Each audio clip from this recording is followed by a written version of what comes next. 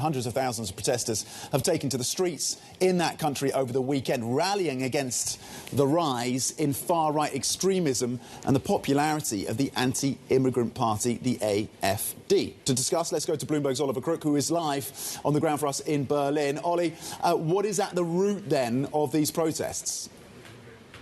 Right, so really the spark that set all of this off was this meeting that was reported upon just 2 weeks ago. It's a meeting that took place in November. It was attended, we understand, by senior members of the AfD, but also of the CDU, we understand, where this discussion about a plan to re-migrate people out of Germany, this is the term that they're using, was discussed. What does this actually mean? So they're talking about, yes, deporting illegal immigrants, but what they're also talking about is moving people who have legal immigration status within Germany, and even people with German citizenship who have not, quote-unquote, assimilated enough. Now, we should say the AfD has stepped back from this. One of the people who attended this meeting allegedly has stepped down. But what this has unleashed in Germany is really some of the echoes of one of the darkest periods of German history under National Socialism and people taking to the streets. And the reason you have the spark on one end, the powder keg, is how popular the AfD is. You see it right there, 23% of the vote nationally. So for many people in Germany, this is a question of a threat to democracy is the kind of terms that they talk about this in. And really, they see no place in mainstream politics for the far right. But what do these protests actually achieve? It's not really going to change the minds of people who already know the taboo around this, who are deciding to vote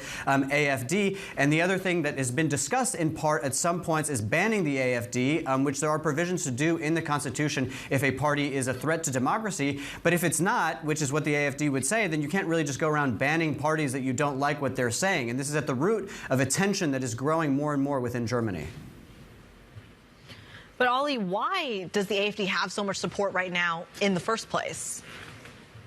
Yeah, so there are a lot of factors at play, and one of the things that that is certainly at the heart of this is their position on immigration. Immigration is a problem in Germany that is becoming more sort of acknowledged by the mainstream. Even Scholz and Habeck are saying that they need to crack down on immigration, illegal immigration. They need to work on getting people who have arrived illegally out more quickly, but also go harder on asylum seekers. So that's one part of it. Of course, there's the economic backdrop which we talk about a lot. People feel vulnerable. So if you're cutting diesel subsidies and you're cutting all of these other sort of things for German citizens, why spend so much money on non-Germans is what the argument is. But of course, the third part of this, and I heard a lot of this when I was out in the streets last week in the farmers' protest, is a protest vote. It's not necessarily about the AfD. It's the fact that many people in Germany don't feel that the political establishment is listening to them and can really service their needs. A political establishment which until this point has been able to effectively ignore the AfD, reprimand them every now and then, but at 23% of the vote, you can't ignore them anymore.